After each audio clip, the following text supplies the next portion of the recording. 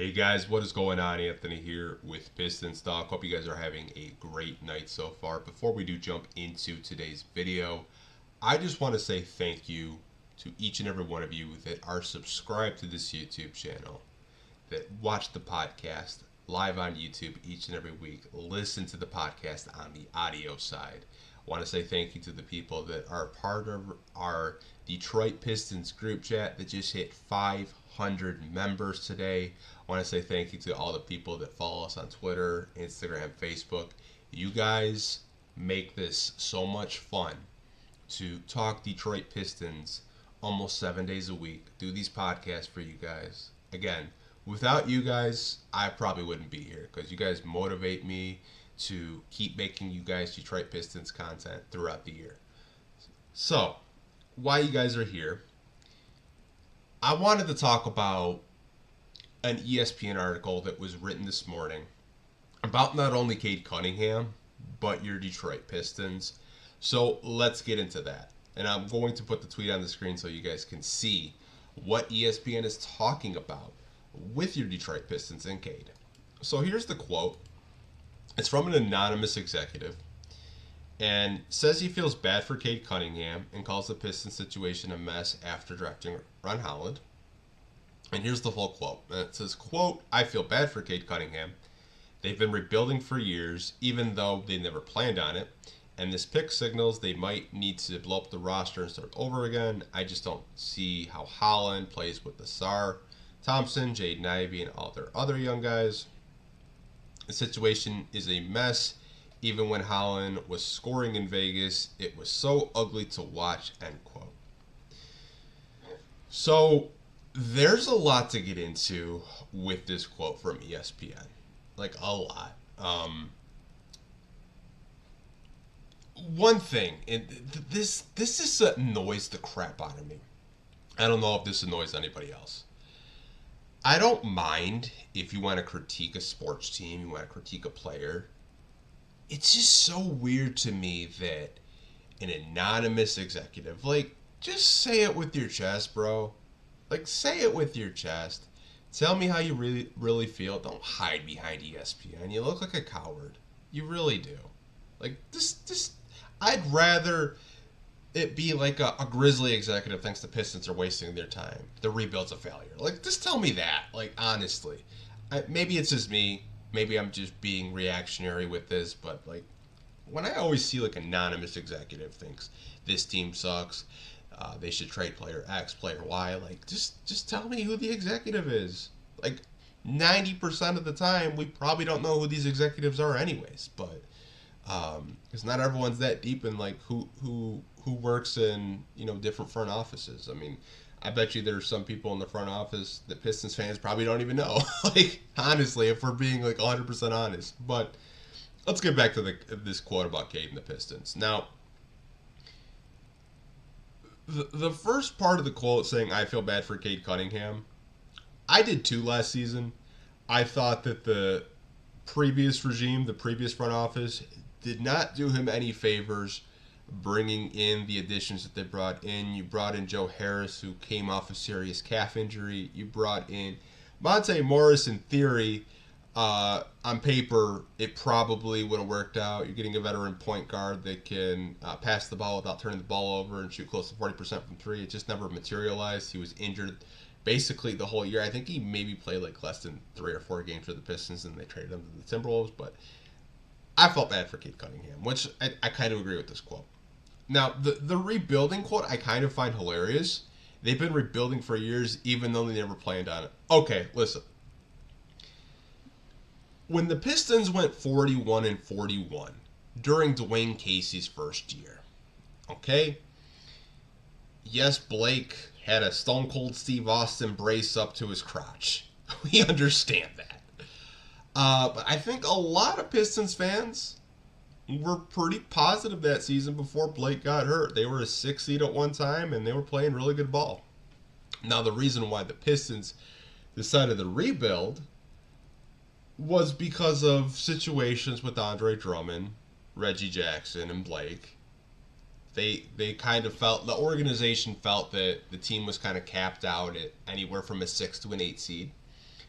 and they rebuilt. They started rebuilding, and obviously they didn't get a whole lot for Andre Drummond. They got a second round pick. Now the fact that they say they never planned on it, they planned on it. It just didn't work out the way that they probably thought it would. They probably thought they would have gotten more assets for possibly Andre Drummond, Reggie Jackson, or even Blake Griffin for that matter, and they only got a second round pick. They had to buy Reggie Jackson out of his contract. They couldn't get anything for him, even though he's been traded like multiple times this offseason. He's going to be playing in Philly, by the way, with Andre Drummond. They couldn't get anything from Blake. Obviously, Blake gave the Pistons $13 million back in his buyout, but they couldn't trade Blake without attaching a future first. Like, the Pistons just could not get their rebuild on the track that we see a lot of other teams that are rebuilding. Like, I always use Orlando as an example. Like, they had Nikola Vucevic, who they traded to the Bulls, and they got assets for. They traded Aaron Gordon to the Nuggets, and they got assets for. Pistons got a second-round pick, Brandon Knight and John Henson from Andre Drummond. Like, they didn't really get anything. And also, like, the rebuild's been only going on for, 4 years?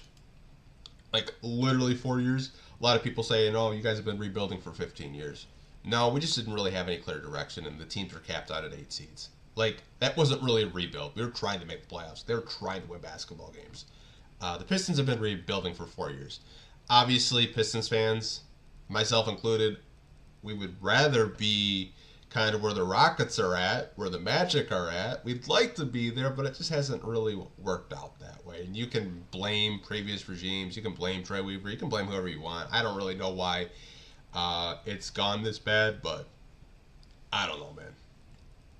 Now, they might need to blow the roster up and start over again. That is such a wild take. Okay, so you drafted a guy in Ron Holland who, mind you, was rated the number 1 or number 2 prospect before the season, like in 2023. A lot of people had Matas Pizelis, Alex Sarr, and Ron Holland as like 1, 2, 3, right? The Pistons drafted a guy that had the highest upside and highest ceiling at 5. I don't know how that signals that they're trying to blow it up. You're going to have to help me out with that one.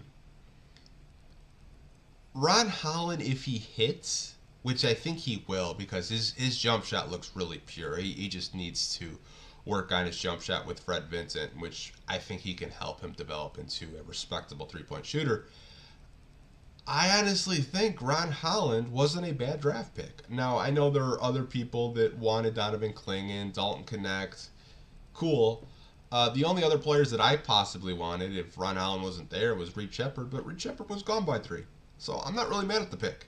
I don't really think this signals that they need to blow it up again. I think that's kind of premature. I think it's kind of an asinine take, if I'm being honest with you.